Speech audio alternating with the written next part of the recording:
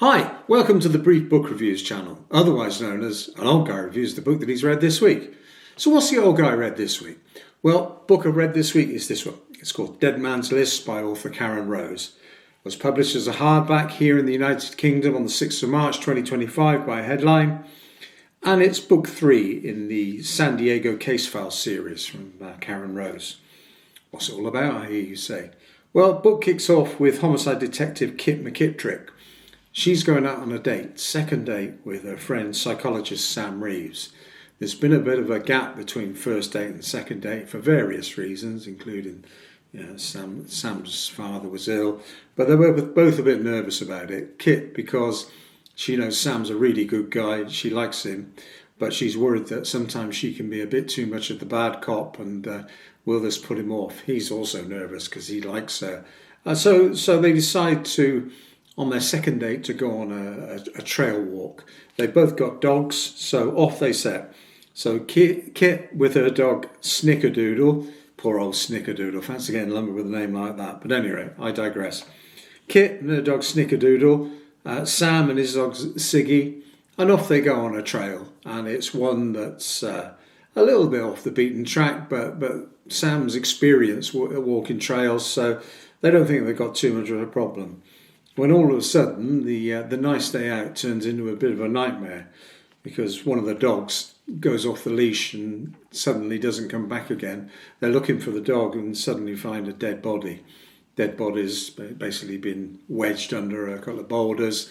The sand from the desert has sort of covered part of it, but it's a fairly gruesome discovery. The dead body has got basically a lump taken out of the back of the head, multiple stab wounds. It's missing fingers and toes, and also clearly the various critters in the desert have started pecking away at the head. So it's a really gruesome sight.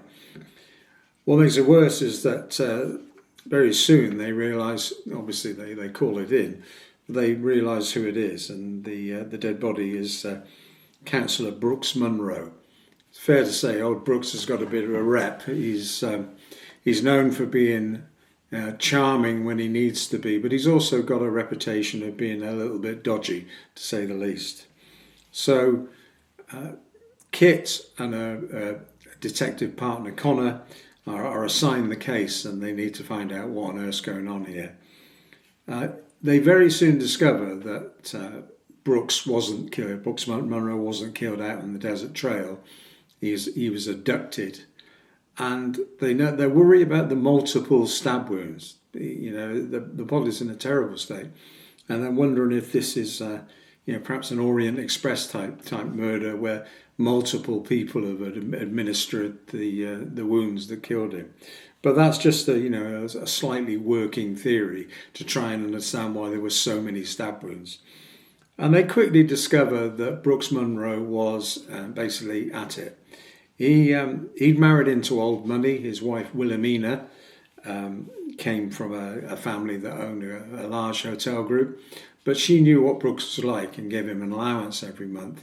And his lifestyle clearly didn't meet the allowance he was getting from Wilhelmina and any money he made as a counsellor. He had a brand new Ferrari that it was his pride and joy. And very soon, Kit and Connor discover that he was blackmailing lots of wealthy people. He knew lots of people through, prior to being a counsellor, he was a real estate developer. He knew lots of people in real estate deals, and obviously could use his influence in the council to swing decisions for real estate developers. He belonged to 3 country clubs. He knew lots of wealthy people. Now it turns out that Brooks Munro had a list. He was blackmailing lots of people, and he had a list of basically who they were and what they'd done. So clearly that list, would be a valuable source of information. And, the working assumption is that somebody on that list or people on that list, wanted Brooks out of the way. The problem is, where's the list? And, that's the problem. Where's the list? Who helped him? Clearly he couldn't have done all this blackmailing and dealing with the money on his own.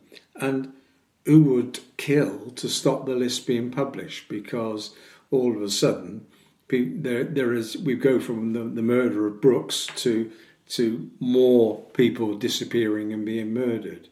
So it's a really engaging tale.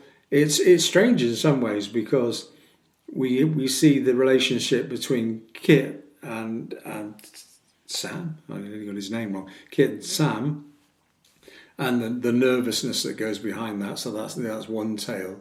We also have the tale of Kit's home life, because she was adopted by her foster parents, Harlan and Betsy, and they still have lots of foster children. So in a way, there's some parts of the book you think maybe you're reading a story from the Waltons, where they have this big, family home where Betsy's always cooking for the kids, Harlan's looking after her, and it's a very cosy, very warm atmosphere.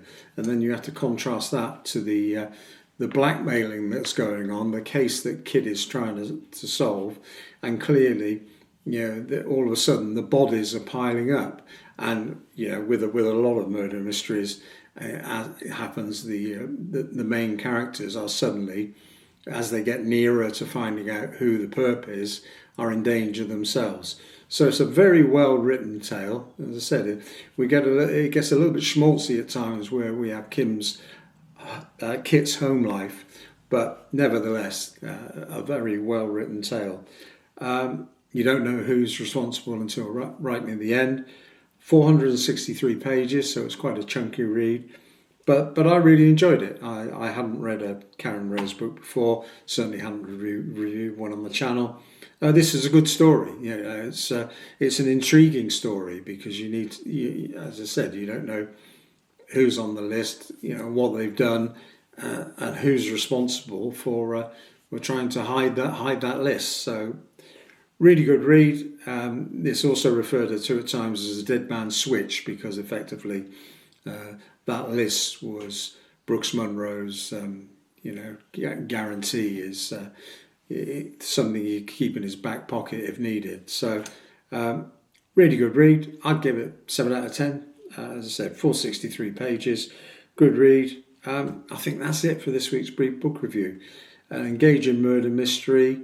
Other tales, we got Kim's relationship with Sam. We've got another side story of another counsellor who's up to no good. So plenty to keep you occupied.